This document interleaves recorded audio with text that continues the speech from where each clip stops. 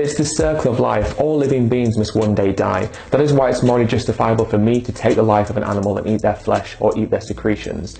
The circle of life excuse is one that we hear a lot as vegans, and it's very similar to the food chain excuse in the sense that it refers to nature and says that our actions are preordained for us by the natural order, and by eating animal flesh and animal secretions we're merely fulfilling our role within the animal kingdom. But the concept of the circle of life refers to two moments in our existence, our birth and our death. Anything that happens within those two periods of time is completely irrelevant and outside the jurisdiction of the circle of life. And animal agriculture has nothing to do with the circle of life. In fact, it's the circle of torture and death. What happens to these animals has nothing to do with nature. It resembles nothing that we would see in the wild and resembles nothing to do with the natural order. So when we buy animal products, whatever product they may be, we're not fulfilling some sort of natural order, because the products we're purchasing come from a system that's entirely unnatural, entirely man-made, and entirely separate from the natural world. Furthermore, if it's morally justifiable for us to take the life of a cow, a pig, a sheep, a chicken, or whatever animal it may be, using the excuse of the circle of life, it must therefore be morally justifiable for us to take the life of any animal, a dog, a cat, a whale, a dolphin. It's irrelevant, because if we morally justify taking the life of one animal with the idea that all life must one day die, therefore we're justified to take that life, it's therefore morally justifiable for us to take the life of any animal using that exact same logic. This even applies to our lives as well, human lives, because like non-human animals, we will all one day die too.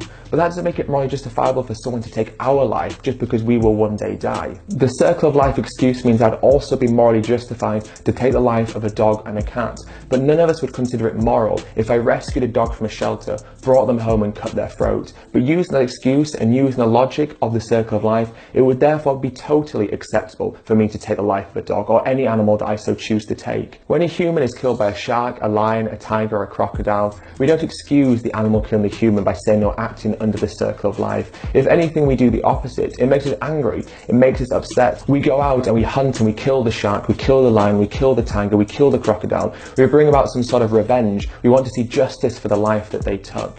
However, if it's morally justifiable for us to needlessly kill any animal that we want to, under the guise of the circle of life, it's therefore morally justifiable for any life to be taken, including our own, using the exact same logic and the exact same excuse. And I think one of the biggest issues with the circle of life argument is that it refers to something being natural. But the animal agriculture industries are about as far removed from nature as possible. The things that we do to animals couldn't be more unnatural. We forcibly impregnate them, we selectively breed them, we farm them in these facilities where they're denied access to fresh air and sunlight, we exploit them for what was never ours to begin with, like their milk and their eggs. We put them in slaughterhouses and we cut their throats and take their life using entirely unnatural methods. The things that we do to these animals have nothing to do with the natural order. We can't possibly excuse our behaviour when we butcher them and mutilate them and inflict pain and suffering and fear upon them entirely needlessly by using the excuse the circle of life. Because the circle of life doesn't provide us any moral justification to unnecessarily and needlessly take the lives of animals that wish to live.